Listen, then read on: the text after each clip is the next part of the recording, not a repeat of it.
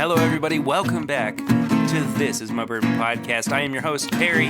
This is episode 116. I am very happy to welcome back into the show Haley from Wilderness Trail, as well as the master distiller over there, Shane Baker.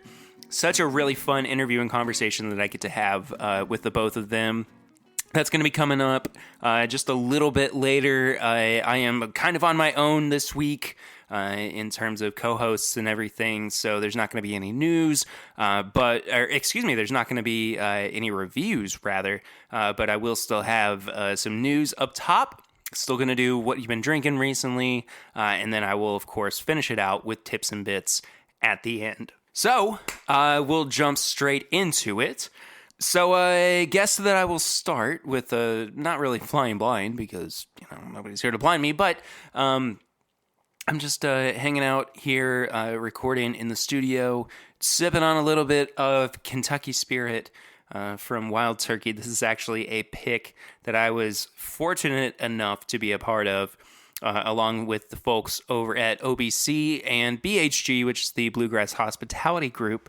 That is the company that runs and owns places like Malone's and OBC and Drake's and Harry's, and they're just a fantastic group of people. You guys have heard, of course, Iverson on the show before, a great friend, and he is a big part of their kind of day-to-day operations at OBC. And of course, I always recommend if you are in town, you need to go and check them out. So this is a really, really good pick. I'm not just saying that because I was on it. I'm saying it because it legitimately is a fantastic bourbon.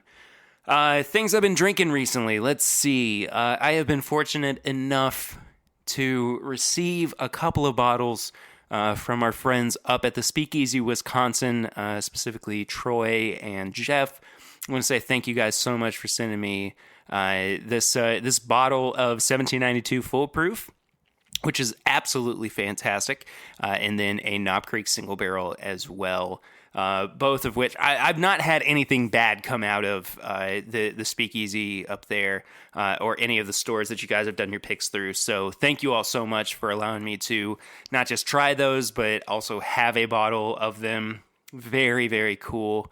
I recently broke back out my favorite Bookers as well, Off Your Rocker, which Travis Gentz or Whiskey Warriors or Cletus, if you know him, I also broke out recently and was talking about just how fantastic it is. And I gotta say, man, it is a great, great bourbon. I absolutely love it to death. And I have a hard time, steering away from it because it is so good. So I have to kind of keep it tucked away, and every now and then I'll come back to it. Just because, hey, you got to treat yourself every now and then. So that's kind of what I've been drinking recently. We're going to jump into some quick hot news real quick. The first of which, if you listen to this week's Patreon bonus episode, this month's Patreon bonus episode, I talk a little bit about it, but I got to attend the announcement event for the Fresh Bourbon Distilling Company, which is going to be launching here in Lexington, Kentucky later on in the year. They're going to be building, their own distillery. They are currently sourcing their product from Hartfield and Company, but here very soon they're going to be creating their own distillate. Very cool. If I believe everything, and I try to, especially what I read, this is one of the first African-American run distilleries in Kentucky since Prohibition, if not the first. And I think it might be the first if I'm remembering correctly. But this is a really cool opportunity. They're going to be located in Lexington's Distillery District. So they're going to have their own building, of course. Very cool for them. I'm super excited to see what's going to come out of the Fresh Bourbon Distilling Company here very soon. And just, so this is something that I've kind of been clued into here recently as well, fortunately enough, because I know somebody who works in the Kentucky government, which is really, really cool. But there is legislation that is being passed to try to open up some parts of the Kentucky River to allow transportation via the water between different distilleries. So this is something that hasn't been allowed in many, many years. The river has been closed off basically for navigation in certain parts. So this would be a really cool experience for people to go through and check out some different distilleries in a very, very unique experience. So more on that when that comes. I know that's I believe it's gone to the floor. So that's probably going to get passed here soon. More info on that as it comes about. That kind of does it for this week's news. There's not a whole lot that's been going on recently, but that's what happens in the early months of the year. So I'm going to go ahead and throw it to our interview for this week with Haley and Shane.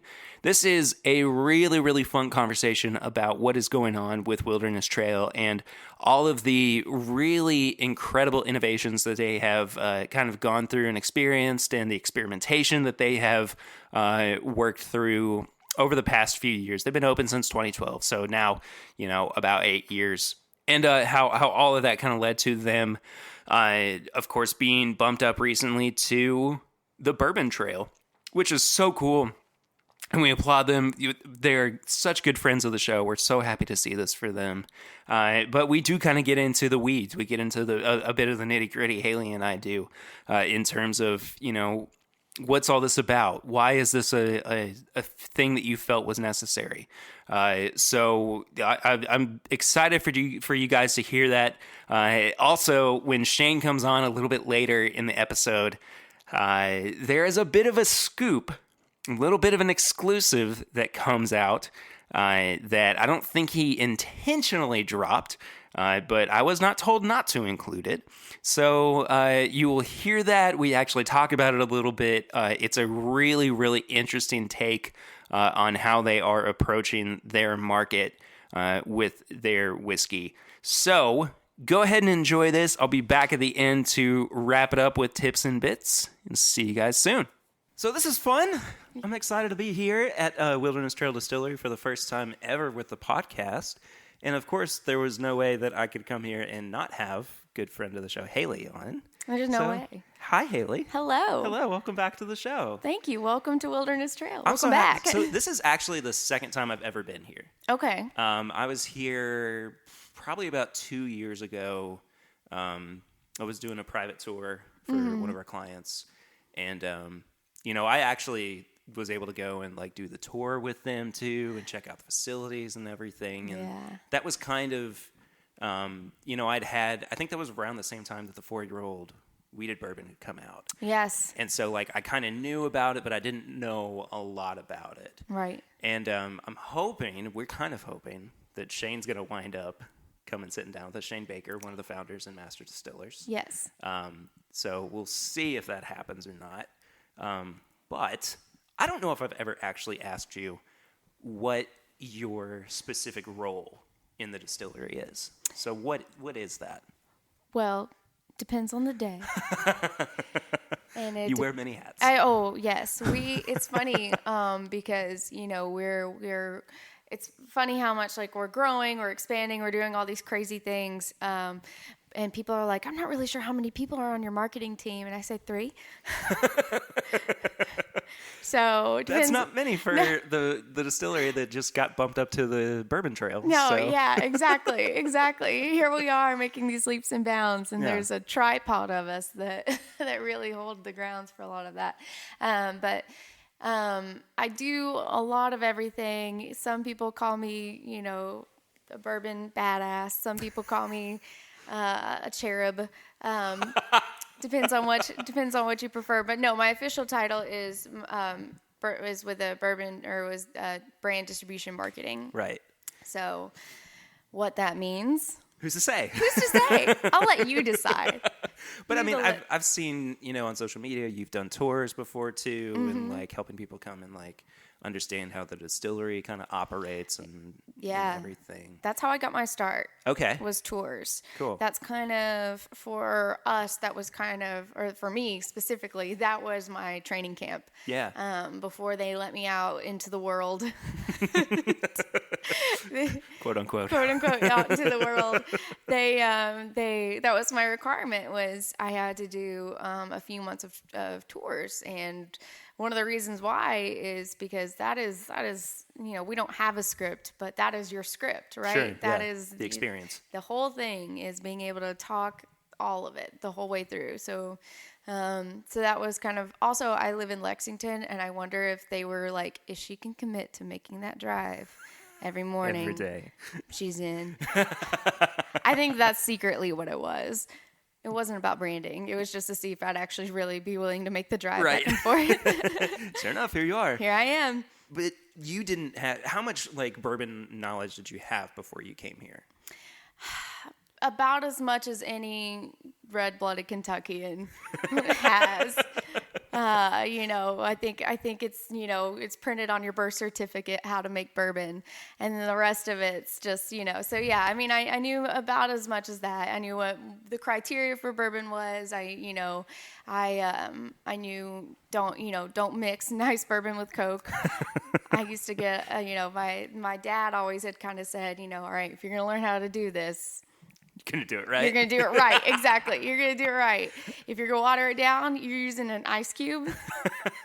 And that's it. Don't mix any of it. Don't screw this up. Don't screw this up. You are my daughter, damn it. Strong fathers. Very strong. It was, no, he would never really talk to me like that. But he would be stern with me, but he would also, but yes, he definitely would, seriously.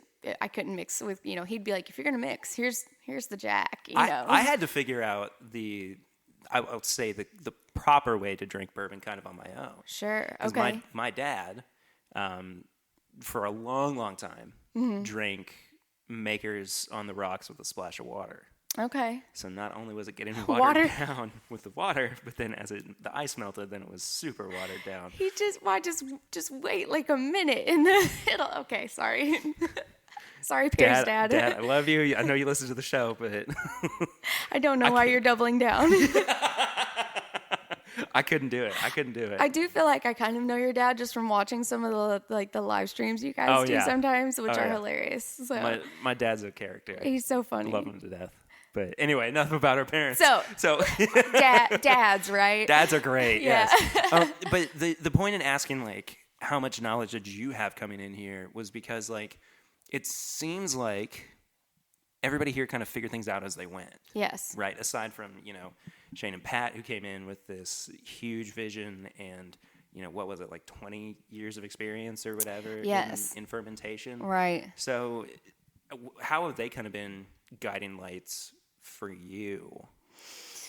Oh gosh. In developing whatever your multiple roles are with the company. In so many ways. Well, it is funny you say that because we do. All of us are continuously figuring it out as we go, by the seat of the cuff kind of deal. And I mean, it's funny because Shane and Pat are absolute experts in what they do, but even kind of their start and the way they learned was by learning what not to do. Sure, yeah. And so I mean, you talk about the huge fermentation experts, but as far as like, learning from the back end, okay, well, if you set up a still like this, you're sure to get this problem over and over and over again. It's a mental note there, or, so it is a lot. But I learned something new from both of them anytime I hear them talk, honestly. Sure. About bourbon, about the business, about any of it. And so one of the things that I have always done is I try my best to never miss a chance to hear them speak, ever. So if they're doing like a guided tour, if they're doing a presentation, anything like that, if I can make it, I'm going to try to make it. It's really cool. You seriously do. And I mean, I have a minor in biology. I was going to be a dentist at one point. I don't think I knew that. That's a whole thing. Sure. That's a different day. Won't get into that yet. But dads, am I right? There we go. Here we are. Bring it back around. Yeah. But seriously, it was, so I had a background in biology. And so, when it comes to the fermentation side of things, I can scratch the surface as far as the understanding process of it. But they would be going around the facility, showing me around, teaching me different things and teaching me part of the tours. And I'd be behind them Googling exactly what enzymes they're talking about because I'd never heard these words before, so. Yeah. That's something that I want to hopefully, like, if Shane does come around, because, like, I'm so interested in all the enzymes and the yeast strains and everything that go into it, because it's not like, even Jim Beam, I mean, they just use one yeast strain. It's been the same yeast strain since before World War II. Right. But, like, you guys are doing so many different little experimental things and, like, just going to town on the science side of it. Right. Which is so different, because so many people are like, it's two taste, right? Right. But here it's like, yeah, it's two taste, but with science. Yeah. Exactly. Well, I always tell people, we are not the type of like technological crazy. We're not trying to reinvent any kind of bourbon wheel. Absolutely. Like, we do everything, we're not trying to do any kind of the micro-aging of barrels or the temperature experiments or anything like that, which cool, that's an experiment all in of its own. But, everything we do is to a traditional standard. Yeah. We just do, everything is so calculated. Everything. Yeah, for sure. Everything. I mean, down to like different angles of pipes, how things, just to make for the most efficient run that we can. And that is even with, the way your yeast behaves. Because there's, depending on what kind of alcohol you want out of it, you're looking for, big ethanol alcohols, stuff you can pump your car full of or, whatever, which none of us here are, I hope. Please no. Don't drink gasoline. Please don't do that. Anyway, and there's plenty of bourbon. There's plenty of bourbon. Choose well, people. And it can go pretty high in proof. So, yeah, right. Yeah, that's the point. But yeast has, we're, as far as like the firm solution side of things, we deal with, wineries now, brewers yeast, and that's a whole different catalog of yeast in and of itself. Right. So just like all those different ways that yeast can behave is so tricky. Let's talk about I'll come back to the you guys moving up to the Bourbon Trail stuff here soon too. But I want to talk about the products that you guys have on the market, and the fact that you're supposed to be slated for a new one to come out later this year too, which I'm really excited for. But you started with a wheated bourbon. Yes. Which you don't see a whole lot of distilleries doing. No. Especially considering that wheated bourbon doesn't always taste as old the younger it is. Right. But, high rye mash bills do, or rye whiskeys do. So what, and, maybe it's better answered by Shane, but what was the thought process in a wheat bourbon being the first bourbon to come out from Wilderness Trail? And Shane will definitely be able to answer this a little bit better, but I think with the wheat, it was a different product that we knew kind of flavor profile that that would gear towards what we want and kind of who we are as a brand, which is a funny thing to think about. You did have different grain. We have different grain mash bills and everything like that, but every different brand has kind of a general flavor profile that they shoot for. For sure. And so I think that the wheat was definitely a flavor profile that we wanted.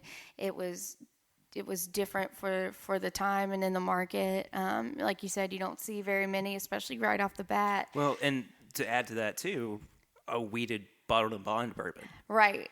That is like ticking off all the different boxes that people are like, oh my gosh, we gotta get in on the ground floor here. Sweet mash, non-chill filtered, all the wow words you could ever want with a bourbon. Buzzwords. Yeah. And I definitely the bottled and bond too. Just we really wanted to kind of do as you said, that we wanted to set ourselves apart from the rest of the market. Especially, we hit right in the middle of a bourbon boom. We landed, released a new product within the same number of years as like a lot of other brand new names to market. So kind of the mentality of how do you stand out from that? How do you make a product that you're super pumped about? Where we are, the number one thing we don't do is source, obviously. Yeah. Which is another big, and no shame to any distillery that does that, but that it was just another huge common thing that you saw was, this is sourced from such and such place. They're blending these barrels, da da da da. So how do you make a name for yourself in a middle of just a huge sea of bourbon at that time? And at this time it's still happening, right? Oh, for sure. And so I think the wheated, and especially kind of one of the things that we don't hear a lot about, but we pride ourselves on, is it is the only mash bill of its kind since Prohibition. And so having that, just that unique quality to it was pretty important for us. So definitely the wheat just being different. You don't see sweet mash, and then the bottle and bond just kind of really solidifying the credibility. Yeah. Yes, this is Wilderness Trail 100%. We made this. Enjoy. Yeah. So I think that was the thing. And it's funny because initially we made wheat the most of all the other products we had. We had the most wheat because we just kind of assumed it was going to be our golden pony boy of the market, right? It was our golden child. You're not supposed to pick favorites, but this was going to be ours, I think. And I think once we released our Rise, that kind of got so much light and credibility, and people were so wowed by it that we were like, all right, we might need to shift gears here. We're not sure. We're also waiting to see, wheats, like you said, they take a little bit longer to mature and get those nice, sweeter flavor profiles coming through. So once we reach that 6-year mark, we're really hoping to start seeing a little bit of change as far as the flavor goes. Sorry, I was getting tangled up in all the wires for a second. I was trying not to call you out about it. Jeez. Perry got tangled sitting still. Be professional, Perry. Goodness gracious. Let's talk about the 6-year-old too. Okay. Because, if you look at as everybody does, the Breaking Bourbon release calendar. Yes. It says it's coming out in March. Yes. I'm not asking you to confirm nor deny if that's happening. Like that face? I did, yes, I did. But, that does kind of line up with when you guys put out your first bourbon. Yes. And, it makes sense that, everything's going to, coming and going in seasons and everything. But, we always speculated on the show that you would stick with what works. Yes, it would be nice to see, older products come out, but why not, be tried and true to a great 4-year product. Okay, yeah. So, what are we going to see change with the 6-year? So, what can you tell me about the 6-year, I guess? So we will have a release probably around the same, we'll have a big release around the same time that we have in the past. Yeah. That date is not actually confirmed, but I think it's in later March or early April or something like that. I can beep out whatever you need me to. It's when and then we'll That's when everybody's shaking their fists at the sky. Anyway. No, I really do think I think we're gonna do it actually in April. And so it will be a Kentucky only release. So I don't think I knew that either. Yeah. Not that I knew basically anything about this. I'm just constantly going, what's the 6-year going to be like? What's gonna go on there? What's happening with it? So that's the big game plan for is gonna just have a release. With the other way. This way? Is that better? Yeah. Okay. Sorry. And one of the goals we've always had, and don't hold me to this, but we'll always try at least to have is that once we reach a 6-year mark, that'll be our basement going forward. So that's kind of always been the goal. we might change our minds. You know, we might, I mean, we've really, really enjoyed what we've come up with. I didn't make it. I just, I just drink it. You're just part of it. I'm just part of it. I just dream of how to sell it. Yeah, right. But, you know, what we've done, you know, we've been so pleased with what's happened with the 4-year that who knows, we might stick to that, but it's always kind of been a goal to at least reach 6. And then once we go from 6, we go from there. I mean, nobody's holding you to keep it at 4 years. I don't know. Or to I feel bump the it up pressure. to 6 years. Do you really? No. Actually, yes, I do. I think, especially with the wheat, I think a lot of people really want to see what happens as it ages and see kind of what. I think people are as equally as curious as we are to see what happens as it ages. Yeah. You know. And I mean, like, that makes sense, but at the same time, you know, if it's just not up to code, then it's not. do what works for you. Then we'll just kick it back to 4-year. Blend that 6-year with something. Who's to say? Who knows? Well, maybe we'll do a special release then. That's the beautiful thing about bourbon is sometimes you can just mess something up and make a happy accident, and then it ends up being a special release. And you guys have done special releases in the past as well. Most notably, I would say this cancer fundraiser. What about that bottle that I commend you guys for doing what you did, but I was like, oh my gosh, I would love to be a part of this. But then I saw that it was $2,500 a bottle, and I was like, oh my gosh. Now, kudos to anybody who is able to do that, because that is really fantastic. That is a huge, awesome donation that somebody is putting forth, and then they're getting a really great product out of it too. But why? I'm gonna ask the nice questions here, I guess. Why? Just why? Just why? Why do you feel compelled to help people? No. Why outsource? Why go and pick a barrel from somewhere else to, you know, raise money for cancer? What was that thought process kind of like? So this actually stemmed from the barrel itself was a charity auction barrel. Okay. So this is kind of we're taking a note from your dad here. Dad, did you hear that? You got a big hand in the way Wilderness Trail makes their decisions. We're doubling down efforts. I love that so much. It makes me so happy. So just like your dad does on the rocks and with a splash of water, this barrel itself started off as a charity barrel. It started off from a charity auction that we ended up somehow winning that auction for. I say winning. Obviously, it was an exchange of currency. So we ended up buying that barrel from a charity auction, also for cancer, also to benefit different cancer societies. And I will say initially we didn't fully have a plan for what we were going to do with it. We'd been working with Bourbon Charity. We've had that barrel for over a year, right? Wow. Yeah. So we bought it as a 15-year-old, aged it over here for a year. So to make it a 16. Yeah. And so in that time period, we'd started working with Bourbon Charity anyway. So prior to having this barrel, we didn't really have that kind of tie and that relationship. And so, you know, we were like, okay, we're going to do something cool with this. We just don't know what yet. Yeah. And, like we even had the day after we bought it, we had a big meeting about it and just like, okay, we're going to figure this out. It's going to be so cool. It's going to be, you know, we just feel really, really good about this. Yeah.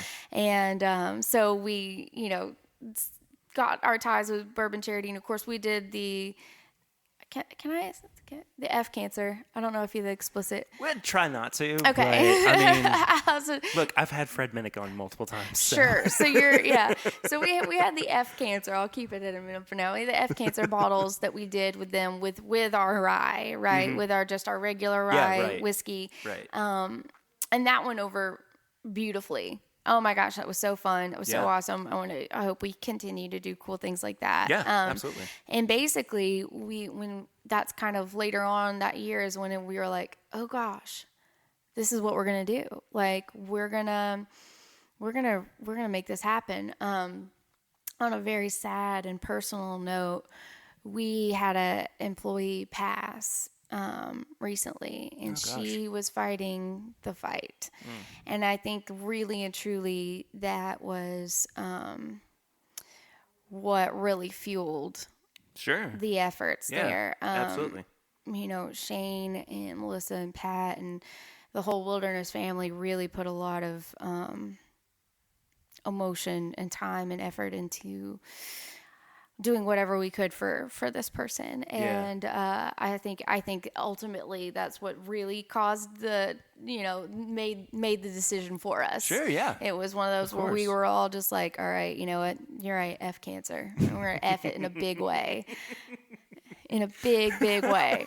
So I love that. Ultimately, Absolutely love I think that's kind of what really riled us up for it. And I know the sticker shock is there. It is what it is for sure. But people are going to buy it.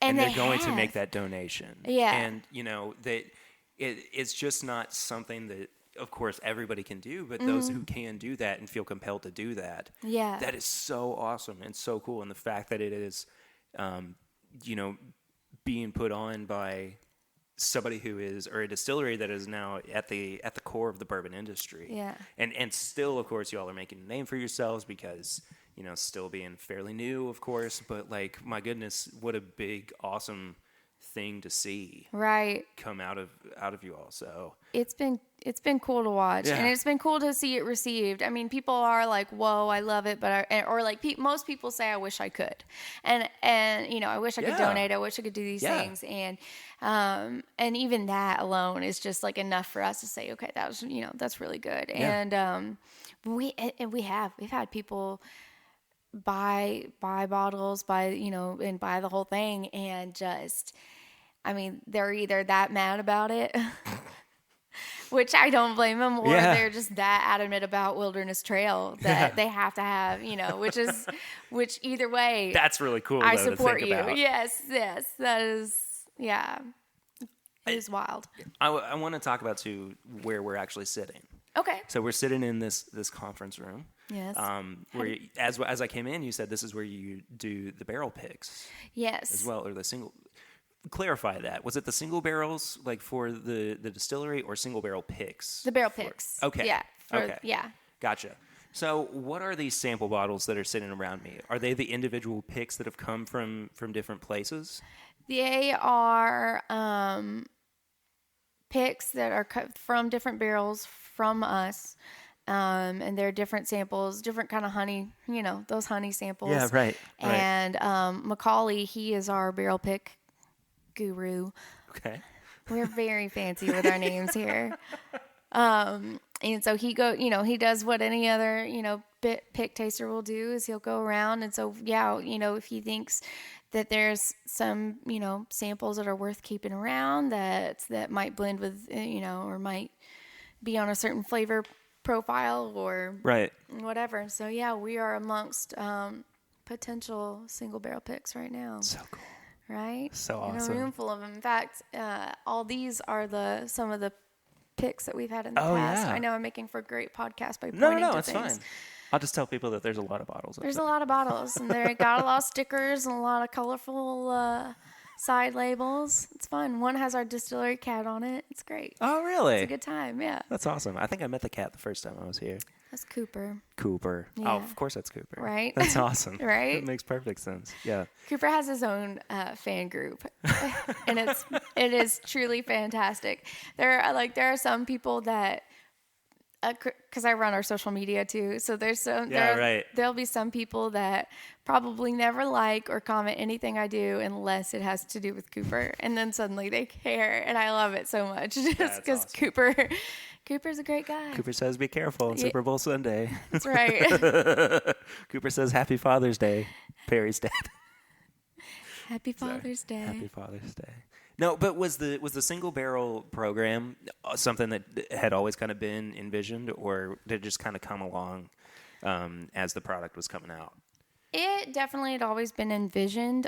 I don't think we just hadn't actually had planned to start it so early in our infancy. You know, Yeah. I mean, we've only had bourbon out, period, for the last 2 years, which is, you know, not very long when it comes to the grand scheme of bourbon. And so I think that, yeah, I don't think we'd really planned on starting it as early on as we have. And we kind of tried to hold it off for as long as we could, to be honest. And we just, you couldn't hold back anymore. The request, the demand for it was overwhelming, to say the That's least. cool. And it was really cool, but it was also really just cool. kind of like, all right, I guess we're gonna figure this out too. Here we go. Here we go again. Yeah. So, you know, right now we're in this conference room. We're hoping to be able to actually like build a nice space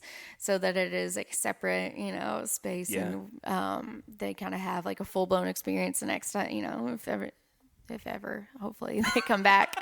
If ever you decide to come back. You started at like 100 and got down to about 13. I know, there and I in don't terms of understand why I excitement did and that. energy.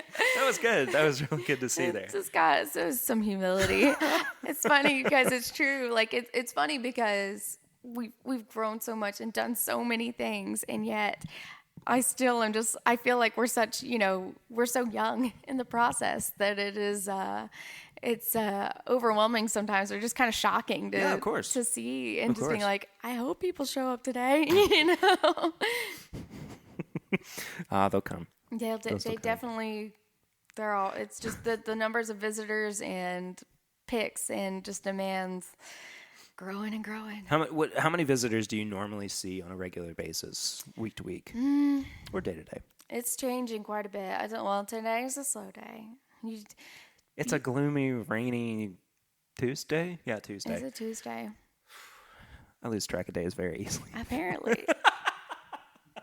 I knew I was supposed to be here Right? today. You got it? But I didn't know. Yeah, once I Like- got here, I was like, anyway, no. So, I would say we still are not that highly visited right now. I think we clocked in, I would say we with, and this is the button number I heard was around 50K, but that is with all of the major events we have. That is with all of the different, you know, special groups, special events, all those things kind of all together. So I would probably say a third of that number is actually, you know, regular visitor center tour visits instead. Hopefully we're going to be seeing that number change quite a bit here soon. That's still a lot of people, though. It is. I mean, again, you just said you guys have only had bourbon out for 2 years. Yeah. You know, and it's not distributed nationwide. Right. So, I mean, there's plenty of time for the growth to continue. And I think that for you guys, this is a nice segue. This happened very naturally. We need it to happen as slow as possible, to be honest. I appreciate everyone who wants to come out, but we're at a like growing pains point right now. But that being said, also it's great if you come right now because most of your tours are private. Yeah, because right. it's about one of you per hour. But the big thing, one of the reasons that I wanted to come down and do this episode, of course, is because your tourism is going to change here very soon because you are now part of the Bourbon Trail. You moved up from the craft bourbon trail Yes. as of like 2 or 3 weeks ago. Yep.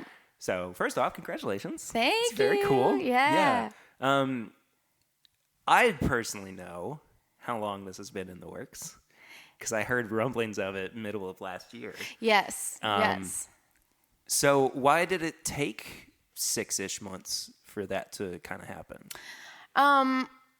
Few reasons. One, well, really the timing of it, a lot of it has to do with the Kentucky Bourbon Trail and kind of their fiscal year and their planning and things like that.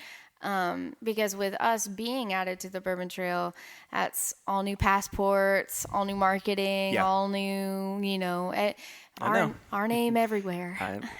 I know full well how all that goes. So, we can talk about that off air, by the way. Right. Yeah. So that takes time. Yeah. And so that took some time. Also, they were going through a bit of a rebrand with their passports and stuff like that. And so hopefully, people who check out the Kentucky Bourbon Trail, go to their website, check out some of their new branding, some of their new stuff that they've got going on anyway. And then, I know. Sorry, it's a barrel. I just noticed the table that was sitting in front of us had a half a barrel underneath it. Anyway, I'm sorry to derail. I saw it and I was like, oh, it's so cool. It's all, It's pretty awesome. We just have one laying around. Maybe a couple. Oh, this whole thing. I just pulled this one out for you. Just pulled this out of the warehouse. It's fresh. Sliced her up this morning. This is why you were the longest chat that I had at Bourbon and Beyond and Bourbon on the Banks, is because we can just go. We just go forever. It's fine. Yeah. Anyway, sorry, I interrupted you. So basically just having those marketing materials, their rebrand, and then for us too, kind of tying our year up and being able to prepare to make those moves ourselves too. For us, that also means, we're staffing, and we're working on some big projects and some big changes ourselves as far as our layout, and we're adding and growing physically here. So that also took some time as well. So kind of reaching those points finally, and additionally, I don't know if people realize, but you actually have to have like a certain number of like, distribution and product, and you have to have all these rungs that, yes, you pay to play to be there. Yeah, of course. But also you have to reach these certain number milestones to actually even be considered a part of the team, And you guys at least, and correct me if I'm wrong, but you doubled about what your distribution was in 2019. Yes. Am I right? Okay. Yes. We doubled a lot of things. So we grew a lot. So we grew from making max 12 barrels a day. That was the best we could do on a good day. And that was only on a good day. Yeah. Interesting. 12 barrels. That was, and that's considering if we're not making product for a client. Sure. Or any other, distilleries, if we weren't, if we didn't have any firm problems, any things, whatever. So about 12 barrels. And only within the last year and almost 2 years now. No? Yeah. No, within the last year, we really started to up. So we grew our total barrels max was 230 barrels a day now. Jeez. Yeah. That's a massive uptick. Holy crap. I was not ready for that. Huge. I was thinking, it's going to be like 20. It's going to be like maybe 50, 230. 230. Now, that's still not all of our barrels. So, But that's still like what is it? Like a 2,000% increase in production? Yeah. That is insane. It is a lot. And so, with that comes the growth of rick houses, comes the growth of staffing, operations, all that fun stuff. I rolled up and I saw that you guys were building a new rick house right now too. So, that's exciting to see that things are, you are responding in the only way I guess you can. I was going to say an appropriate manner, but that's all we got. That's all it is. We can't do anything less. That's pretty much our only option. Especially with bottle and bond. We got it. Yeah, that's it. No kidding. How many barrels do you all have aging at the moment? Ooh, that might, I don't fully know because I wouldn't be able to tell you exactly which ones are ours. Like numbers wise. Right. So, I can tell you we've got, if we want to do some quick math, which I'm not going to, so you can. I'm terrible at math. Okay. I got an arts degree, so. I'm in marketing, but like not the numbers side. No, graphic design didn't teach you too much numbers. So that's why I went with science and biology. I can tell you what's wrong with your body, but that's about it. Unsolicited? Sometimes. If it's that bad, it's more for your benefit at that point. I promise you. Sorry, continue, please. We've got our smallest rick house is 2,500 barrels. Okay. 2,500 barrels, and that's where most of our stuff that you're trying has come from. For Right. Like we are just now tapping into our second rick house. So Dang. yeah. And so with that, we're the second rick house we built was around 22,000. Okay. No. Huh? Was it? Yes, 22,000. 11,000, 22,000, and then we have 50,000. Dang. Yeah. Yeah. Again, 50,000. huge growth there. Lots. Too. So. Yes. Lots.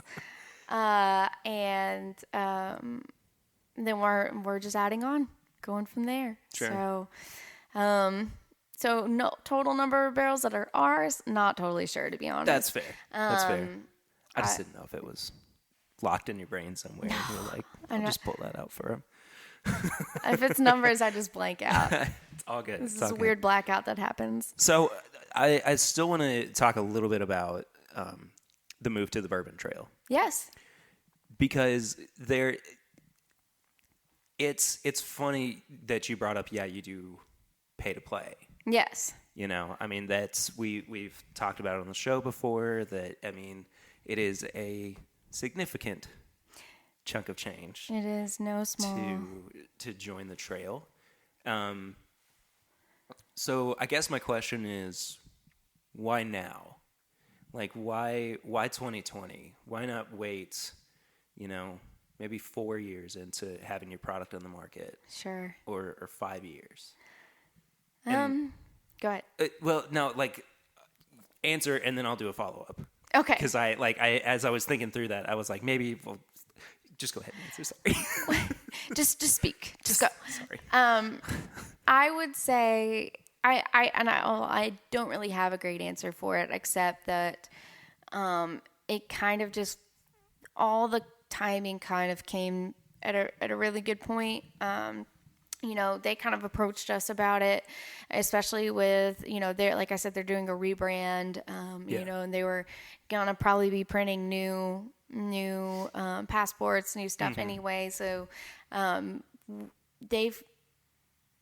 we've kind of had our eye on them. They've kind of had our eye on us, We've been looking across the room at each other for a little bit, kind of winking. We get it. And it just kind of came at a good time. We reached those numbers, we were able to do it, and it just seemed like a good point now. We were on the craft trail prior to this. And I think we're maybe the only distillery, I could be wrong on this, but we may be the only one that's moved from the craft trail to the main trail. That's a bold statement that I'm not 100% about, so I'm not sure. So I should take it back.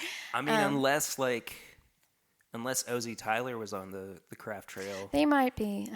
Well, they're on the main trail. Yeah. Yeah, but I don't know if they jumped up. I don't know either. See, making bold statements. Doesn't matter. We'll find out. Where's Jamie? Fact check that. Joe Rogan. Anyway. Not a big Joe Rogan fan. Honestly, I'm not either. Not a big Joe. I feel like he's got enough listeners. He's fine. He's fine without us. Yeah. We'll stay in our bourbon We'll stay world. in the Kentucky podcast world. Exactly.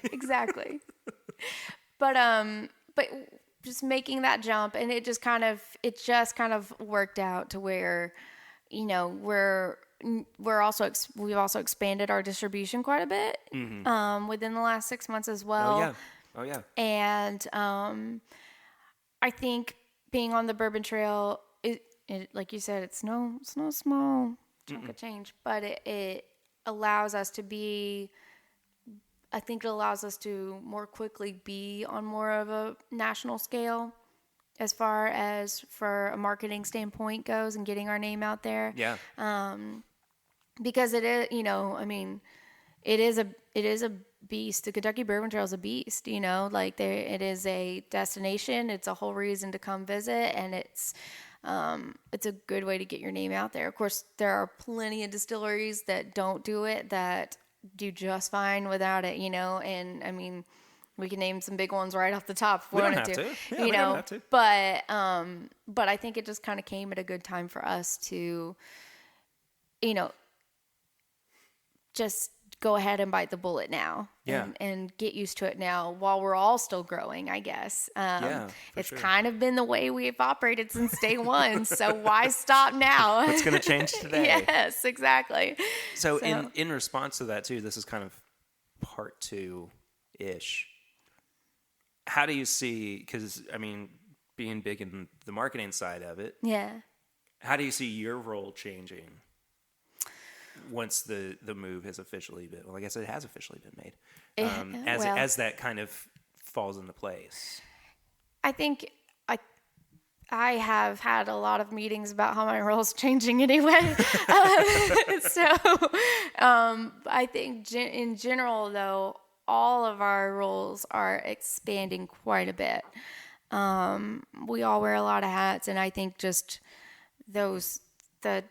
the scale of what we're working on is just going to grow. With the social media aspect of it, that's just going to continue to grow. Probably be something that I'll have to just, keep monitoring, keep coming up with. I hope it grows. That's the whole point. And then, really, more of my day to day is actually like traveling and education and things like that. Myself and Jared, we are going to be the people out there. We're going to be hitting the streets. Oh boy. Yeah, buddy. You look out now. Preaching the gospel. Look out now. Pounding pavement, preaching the good word of bourbon. Well, we have been proponents of what you all have done basically since day one. Oh yeah. And I'm gonna be super honest with you. All right. We had a whole conversation on the show a couple weeks ago. Don't hurt my feelings. No, I'm kidding. I'm kidding. I wouldn't do that. But the whole conversation revolved around, do they need it? Right. Is it necessary? And in turn, the conversation winds up being, is the Bourbon Trail necessary? Sure. Right? Right. And it's so funny because the industry is changing so much, and the boom has changed the way that distilleries approach their marketing, right, and everything. And I think that hearing actually from you say that it will help you bring more people in, I think it's totally worth it. Yeah, it totally makes sense. I don't know if need and could benefit from are two different things. Yes. Right? Yes.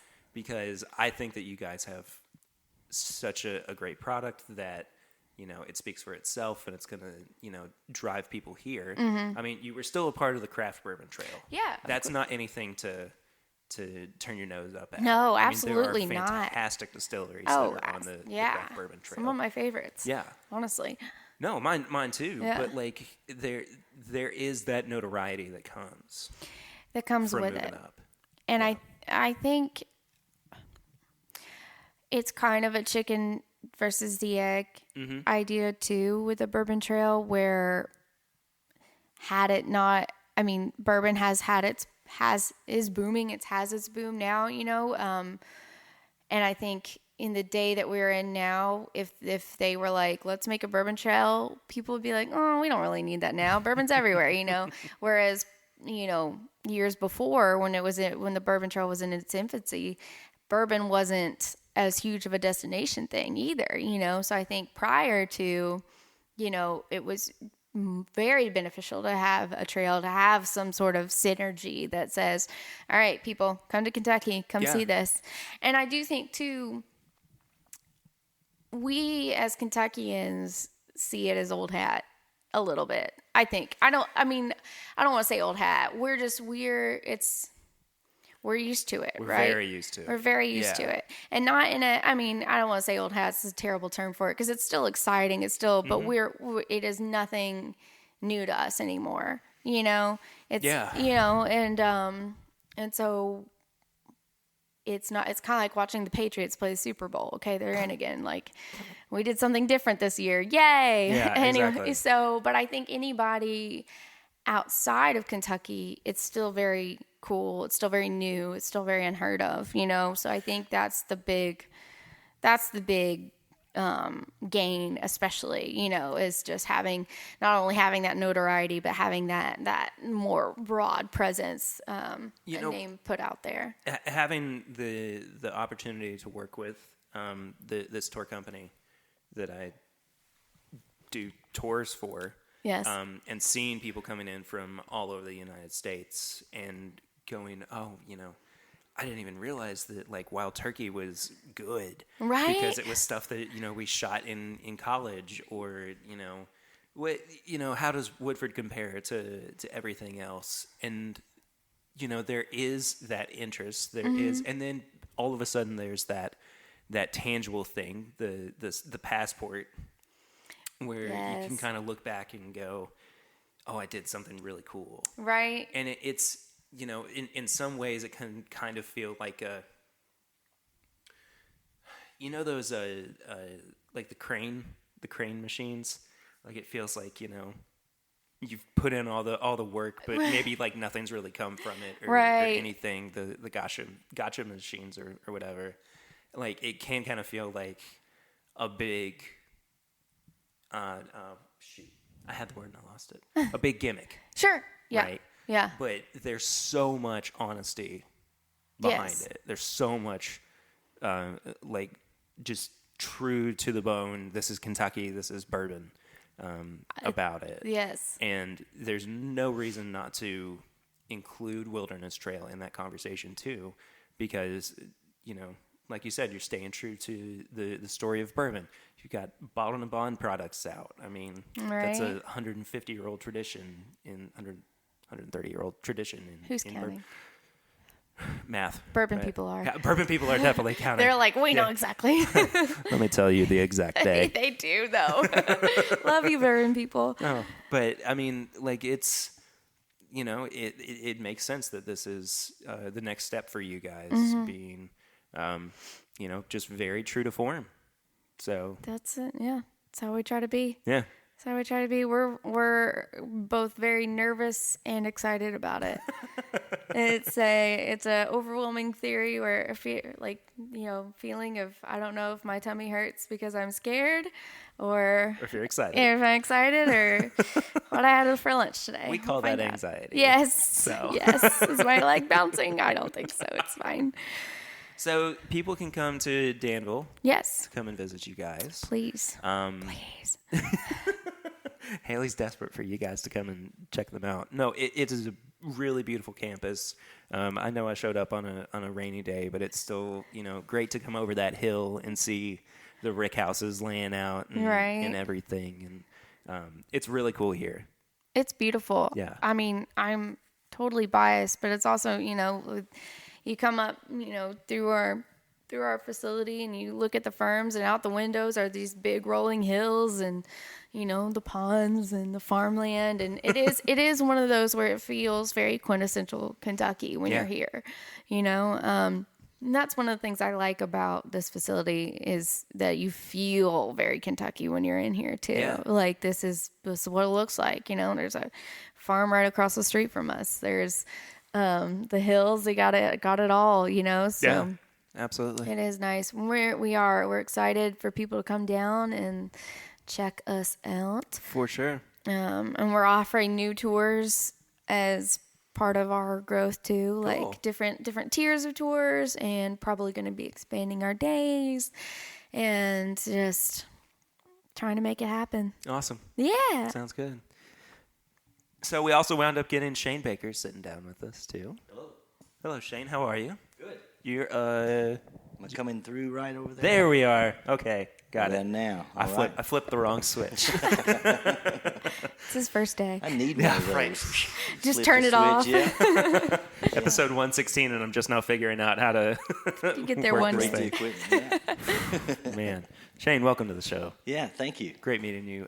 So Haley and I have spent a good chunk of time talking about kind of the day-to-day functions around the distillery, the marketing side of it, moving up to the Bourbon Trail as well, which congratulations. Thank you. Of course. Yes, we're excited. Yeah. Wanted to talk to you kind of about your origin story, I guess. Okay. What led you all to wanting to created a distillery, how the fermentation background helped you with that too. So I'll let you take it away. Absolutely. Well, Haley's good in tune to this because it's all about music. Believe it or not, our story began around a rock band. So a mutual friend of mine and Dr. Pat's was our drummer. And we weren't in a band at that time, but he was a mutual friend, and we were all trying to do something together. Yeah. And that's how we came together. He was actually still going to school to get his PhD, and I was out in the corporate world doing engineering stuff. And so we were in the band playing heavy metal rock, and we had a major following in Kansas. Son, there's no doubt about it. We were pre-Slipknot, so we think we started that. Oh, okay. But nonetheless, it was a lot of fun. Our kids, were growing up together. But it wasn't going anywhere, Sure. for us. It was a hobby and so on. But through that, Pat and I, we just kept forging a remarkable, friendship through that. And we both were of sciences. I'm an engineer. He's a microbiologist. And so it just seemed like towards the end, all of our conversations were around, like, what are we doing next? What are we doing together? And so we were naturally talking about, whiskey and different things. But we were two broke guys with a lot of band equipment and raising families at that time, just normal Joe. So our budgets were pretty bleak. And so instead of looking at, which we did at the start of Distillery, which is a major capital investment, we didn't want to sell ourselves out. So we wanted to do it. We're entrepreneurs at heart. So we were like, let's just think of something else and come back to this. Right. And so we decided to use our science and this knowledge of what we're either doing in the basement or really in the industry, and form Firm Solutions. So in 2006, we formed that company, and which was basically a consulting business. Okay. For breweries, wineries, distilleries, anybody that makes alcohol. And so when we dove into that business just feet first, and just see ya, take this job, and we left our careers with. And I remember I came home that day, and Melissa was like, "What? What? You did what?" And I was like, "Hey, baby, we're going to do this." And she just said, "She's like, I got you back. Let's do it." That's awesome. And we never looked back, after that. And so we were highly successful when we started that, because we brought something very unique to young, science guys, really enthralled in Kentucky whiskey. And we were trying to take this to industrial alcohol in the Midwest, right? Mm-hmm. So the fuel alcohol boom was where we got our start. And so it worked. We were applying just new technologies, a lot of other cool stuff in a very stagnant, old industry. And so we quickly, were making a name for ourselves, fixing problems, optimizing. And usually Pat would be at one end of the plant, I would be at the other, and we would always kind of meet in the middle, and we always fixed our customers' problems.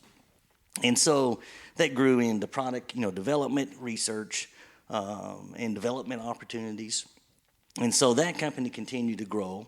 Well, as research and development got a little deeper, because we deal in yeast strains, enzymes, all of the adjuncts it takes to make alcohol. Yeah. So we're sitting on tons of yeast and all the different things, and customers are sending us, mash to analyze and do different things. We're teasing all the yeast out of those. So, we've got the world's largest repository of yeast here in Danville. But when we're doing that, they're sending us cook mash and finish mash for analysis. And I'm looking at it going, hey, we got yeast. They just sent us some cooked mash from, so-and-so legacy brand. I'm going to do something with that. So we're off in the corner, fermenting now, just seeing, what we can do in the lab with their stuff. Yeah. And as always, we're improving it. We're giving ideas. And so again, that's building the business. Well, all the while we're doing this, I'd bought a little 5-gallon research and development still. Quote unquote. And we had it custom made for us. And really it was just to kind of, finish doing what we're doing. Mm-hmm. We do a lot of training. We've trained a lot of people in the industry. Mm-hmm. And so this was just our way to kind of, complete that. And so we really were, liking what we were doing. And what was funny about that is sometimes you could come into our old Firm Solutions building, and you would just hear a thump, thump, thump, thump, thump, thumping going down the hall, and you would smell like biscuits all throughout the whole building. And so naturally, everyone knew what was up. Sure. We had a kind of a little storage closet in the back. And I had this old steel pasted up with rye dough and bread, and I'd go to the store and just wrap biscuits around it, and we'd sit back there and distill, off those fermented batches, and we're testing different yeast, and we started really honing in on what mash bills we liked, what mash bills we didn't like, sure, and we started getting serious at that point of saying, you know what.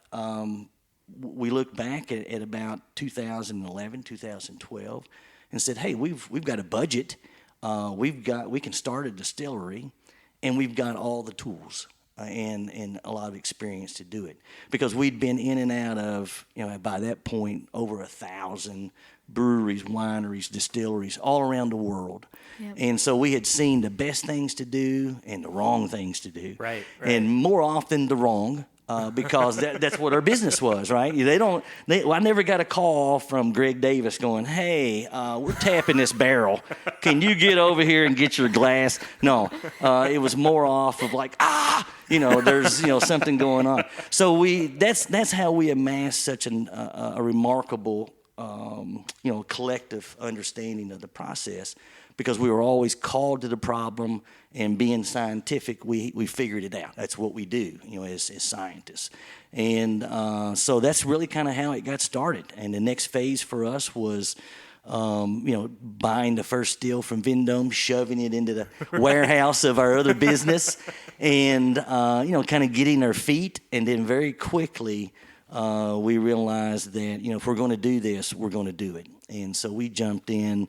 Cashing our paychecks from that business basically, and, sure. And took this on 100%. It's so interesting to hear from the science side of it too, because there's kind of this almost ethereal, like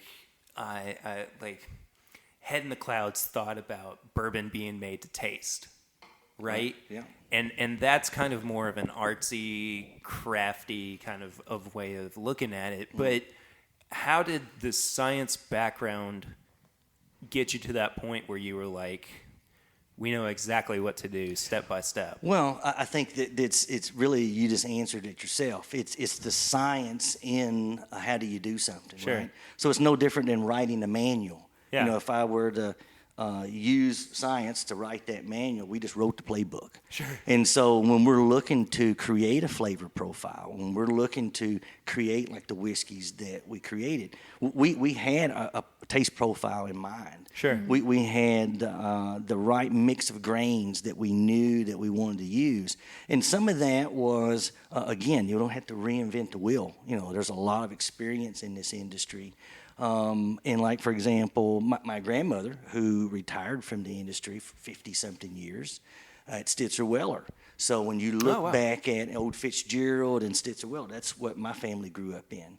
And so when you look at those old whiskeys, they're old-time mash bills. They're high, small grains. Mm-hmm. That's where the flavor comes from, right? Not a lot of corn. We're not talking about corn whiskey here.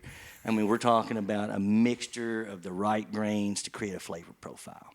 And so we lean on, a lot of that experience of what we see to what we liked, but we knew how to put that together in terms of, hopefully, well, let's put it this way. We rolled the dice when we put it in the barrel, and we hoped that it would come out to where it did, and it did. It just exceeded our expectations. It really did. That becomes the leaving everything up to chance. That's the, science cannot. That's right. There's only so much. It can't save us at this That's point. right. There's only so much we know, even as old as this industry is. Even digging back all the way to Scotch, right? Let's go to Scotland and Ireland. Even as old as that is, there are still things we're learning every day. There's still so many things we don't even understand. I mean, there are just even more volatile, compounds in a whiskey that can't even be detected yet. We don't even have the technology, right? Yeah. So how can we even say that we even know? Several years ago, until an LCMS came out, we thought we'd solved the world, and now we're looking at things at parts per billion, right? Yeah. So now we're looking at just total different levels of things. So it's so complex that, to me, it's like playing the guitar. You can never master it. So it's going to keep you sucked in, just trying to play and trying to get better, trying to learn more. And the result of that is hopefully a damn good whiskey, coming out the back end. Well, I mean, being both a guitar player and a bourbon drinker, I totally understand that. So Not the drummer. they're just banging on pots and pans over there in the corner. Something always about drummers. They are. Yeah. I'm looking over at Haley. Her dad's a drummer. I know. No, with one exception. Haley's dad. Dads, am I right? Dads.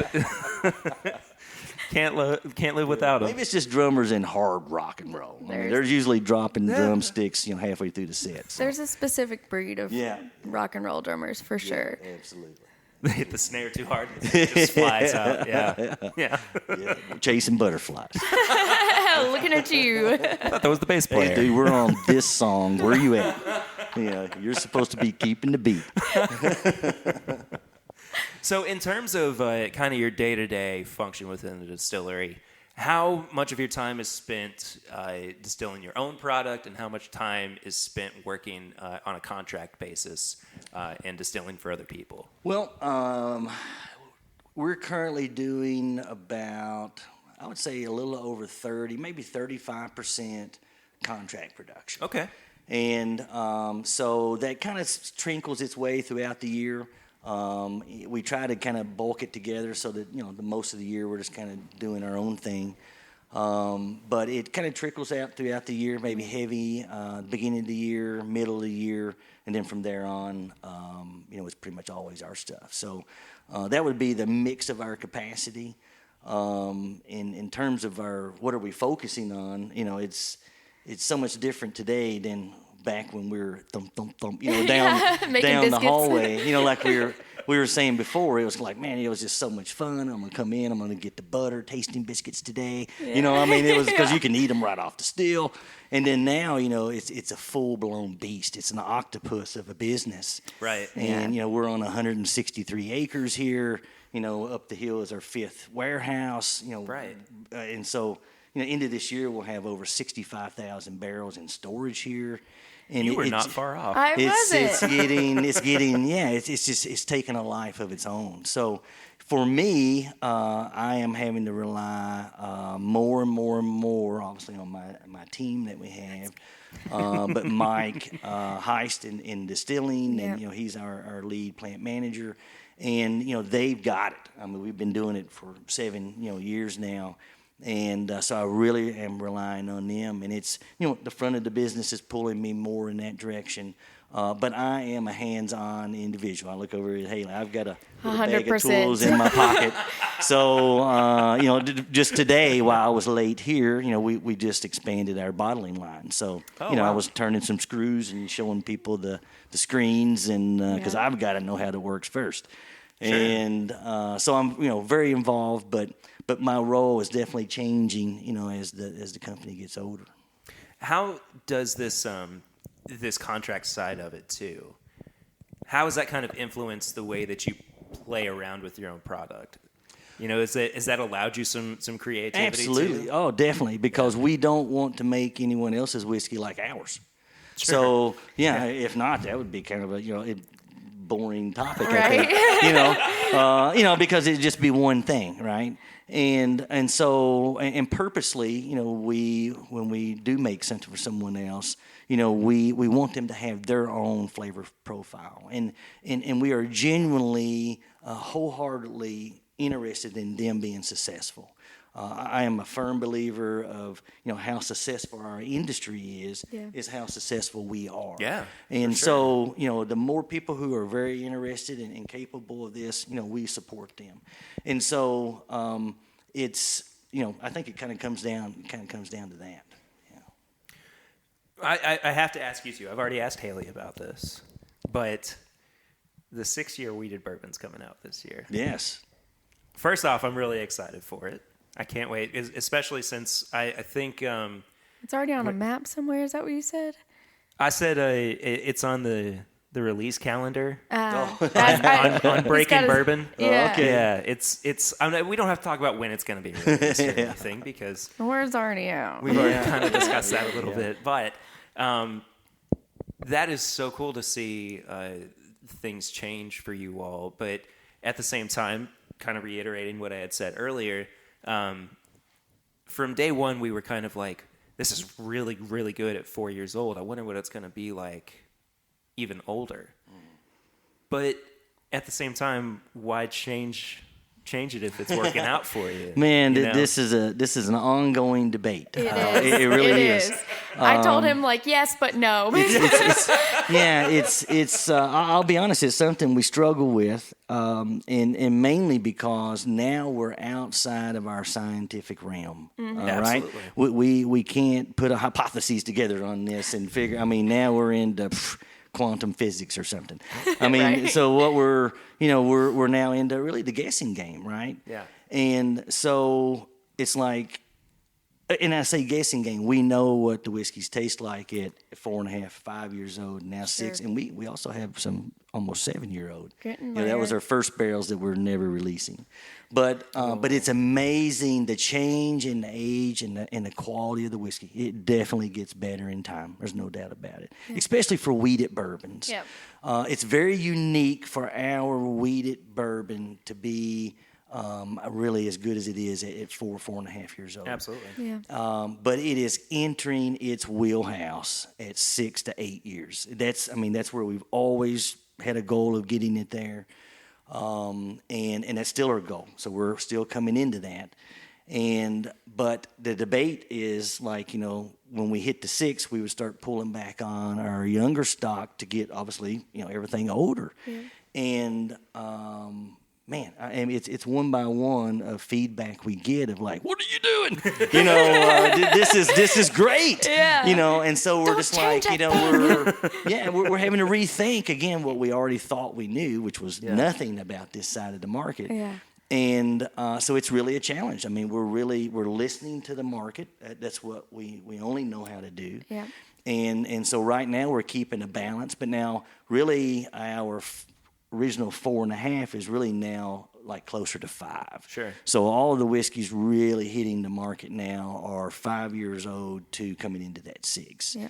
And there may be an occasional 4.5 that'll slip out of here. But it's just, that's where we've tried to push the inventory. And now we're like snuck away. Yeah. And so Sometimes. now we're really challenging ourselves with that. But I can say, and we've been into those barrels. We've got some 6 months or 6 years and 2 or 3 months. Yeah. And man, they are. I mean, they're coming in there awesome. But uniquely, a little different than the 4.5 to 5 year olds. So, you're starting to pick up a lot of that deeper wood, and the caramels are really stretching out. Yeah. I mean, there's just the mouthfeel's changing. Yeah. So it's amazing to see where it's going. I can't wait till we get to our 8 to 10 because we're holding some for that. Yeah. But right now, what looks to be that the market's telling us is we're going to be keeping our bottle and bonds in that 4 to 5.5 range, and then our 6 to 8s are going to probably be just either a different color label or it's just going to be something different. So it is what it is, and if you're a fan of these super sweets, then we're going to try to have those available too. So is this going to be something too that we're going to see trend-wise with the other products, the rye whiskey, the rye mash bourbon too? Absolutely. Yeah, actually, even on the rye, uniquely, we're again listening to the market, listening to our ambassador champions out there, the mixologists, the people really driving the scene, at the grassroots level, and our rye is a single barrel cast strength, right?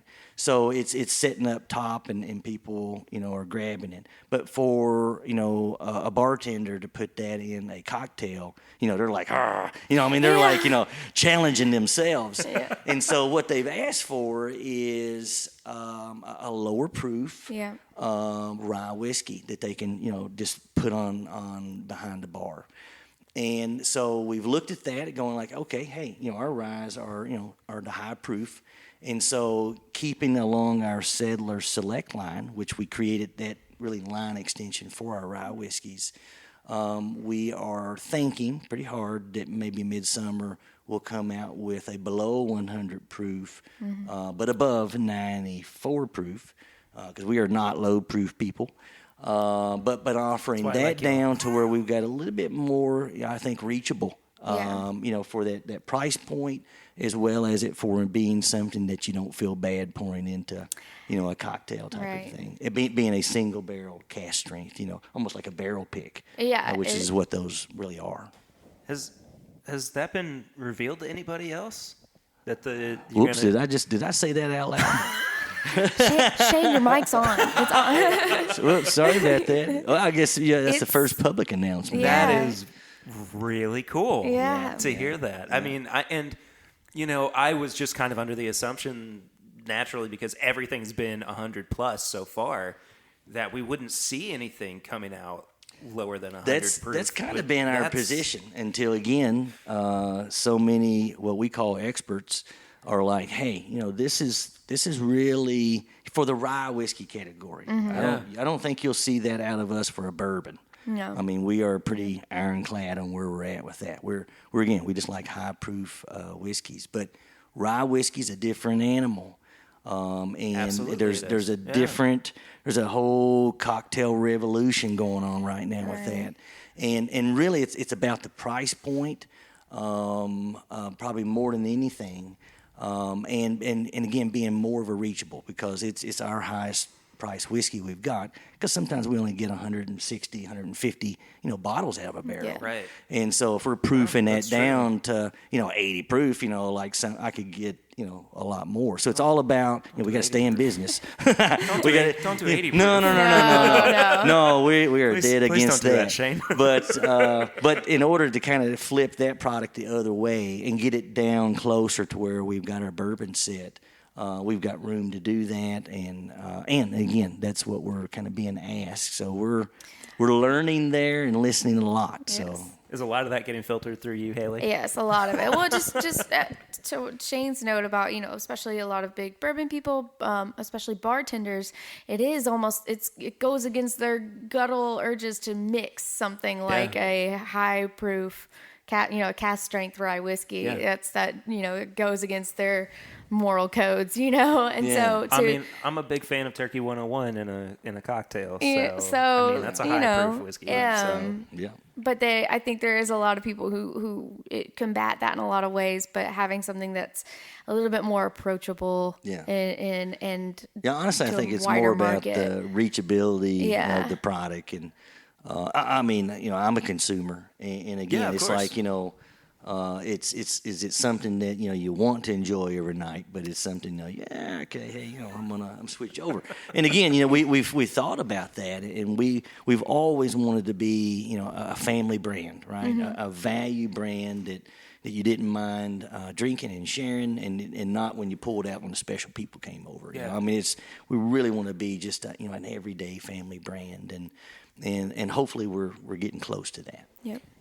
Even internally, it sounds like the family side of it is really important. And I think that you even kind of touched on that, Haley, earlier when we were talking about the F Cancer bottles that were released, and how that was kind of semi in reaction to, the Wilderness Trail family member.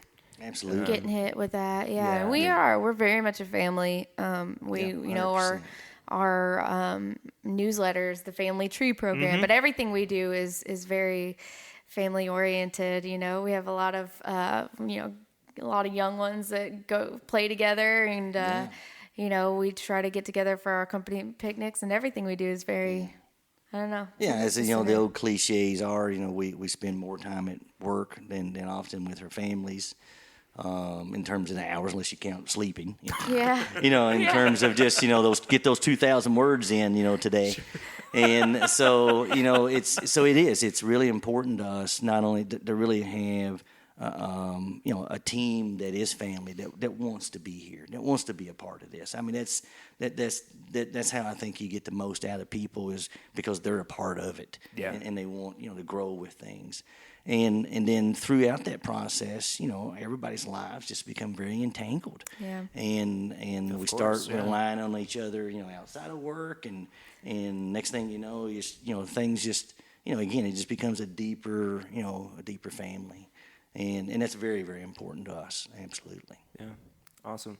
Well, with that in mind, and the fact that, the family is making big moves, like jumping up to the Bourbon Trail and seeing your distribution double and triple and, eventually quadruple nationwide, international and everything, what's next for the brand? Is it new products? Is it continuing this expansion? And by new products, not necessarily taking what you already have and reconfiguring it, but, is there an American whiskey on the horizon, a single malt, something like that, or are you sticking pretty close to the rye and the bourbon? Very good question. Again, one we debate all the time internal, because we don't want to become like the S curve, right? We don't want to just, Absolutely, hey, what are these guys haven't done nothing. And then we look over at my favorite distillery, Maker's Mark, and they've had one product for, That's their true. entire so No I one seems never to mind fell out of that. love with I've never fell out of love with those guys. And I guess the first part of that answer is we are so busy right now doing what we're doing. Our focus is getting better at doing what we're doing. I mean, it's just, making better of the whiskeys that we're making now, improving our times and just everything we're doing, in the market.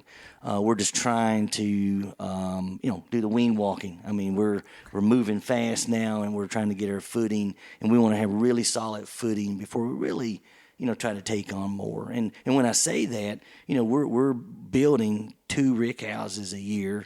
We're constantly turning dirt over here. Right. So we it's not like we're like, we're not going to do anything, this year. I mean, we are in constant expansion. Yeah. And that, and growing in the States, and we are probably as busy as we've ever been, ever in our business today.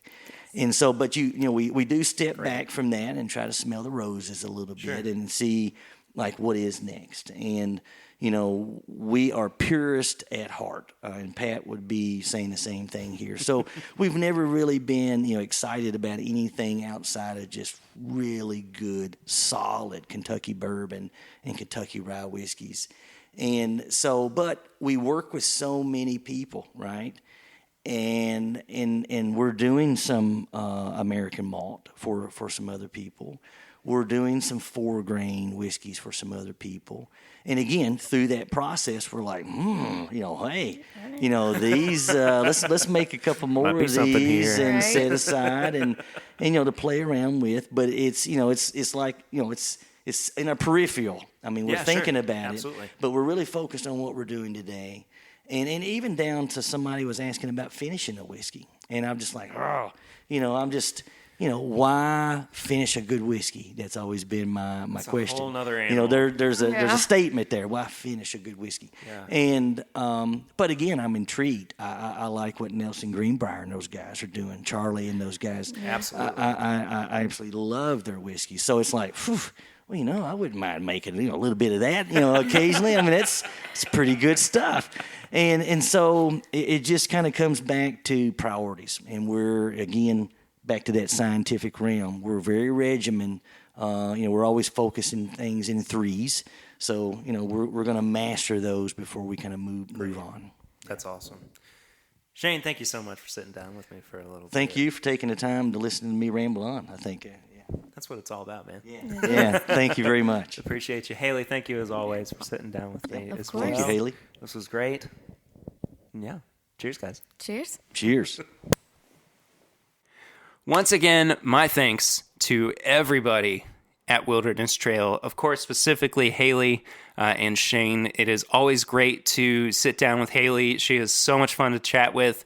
Shane, it was great to meet you. Thank you so much for spending some time with me and getting to talk about your passion. Of course, always love hearing about the industry from the inside, especially those who are the crafters and the masterminds behind the products that wind up on the shelves. So again, thank you all so much. Cheers to you guys. Here's to the future.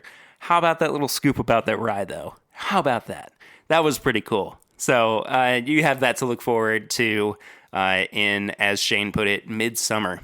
So yeah, more on that as we approach that. So tips and bits real quick before I wrap it up with some plugs. So I have been listening to a podcast recently called The Little Dum Dum Club, and it's basically a couple of comedians who just sit down with other comedians as well, and they just kind of shoot the breeze for about an hour, and then the hosts, Tommy and Carl, have just kind of a conversation about what they got to record with their friends.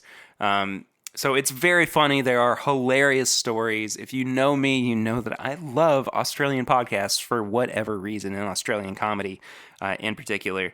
So you kind of start to see all of the things kind of tie into each other, like Don't You Know Who I Am and Do Go On, and all these really, really fun and exciting podcasts that I have enjoyed so much over the past few years. That does it for this week's episode. Thank you all so much for tuning in. I cannot wait for you guys to hear next week's episode as well. It is really special. It's going to be a lot of fun. Curtis and Swan are, of course, coming back. So definitely stick around for that. If you want to follow up with me on social media, I am at PureRitter1492 on all platforms. If you want to follow the show, it is at My Bourbon Pod on Instagram, Facebook, and Twitter. You can leave us a 5-star rate and review on iTunes. That is such a great way for people to find out about the show. It really plugs into that algorithm, pushes it up in the charts, gets people just seeing if they're just searching for Bourbon Podcast. It puts us a little bit higher in that ranking.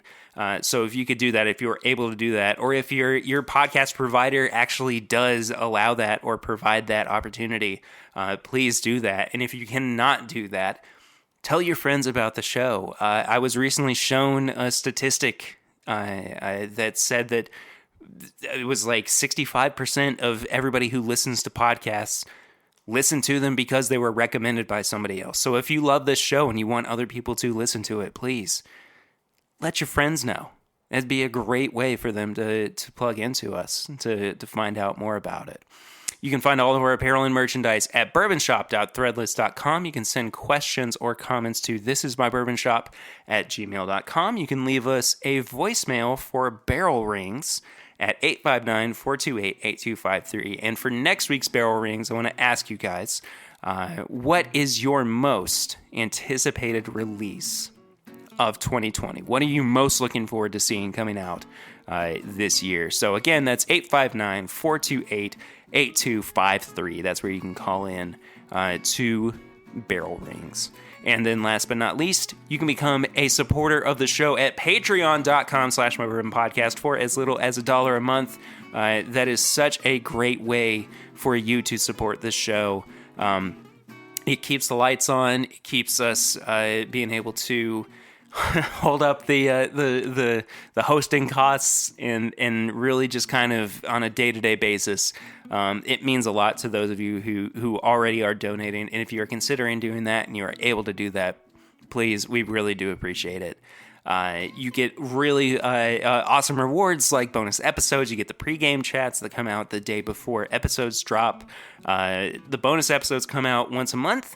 So February's actually just came out as of me doing some of this editing and recording as well. You get some live streams, you get some hangouts, you get some free t-shirts, you get just a myriad of different things. So again, you can find all that at patreon.com/mybourbonpodcast. That does it for me this week. Thank you all so much for tuning in. I am so, so happy that I got to spend this time with you. I will see you next week. But until then, I'm Perry, and this is My Bourbon Podcast. Cheers, guys.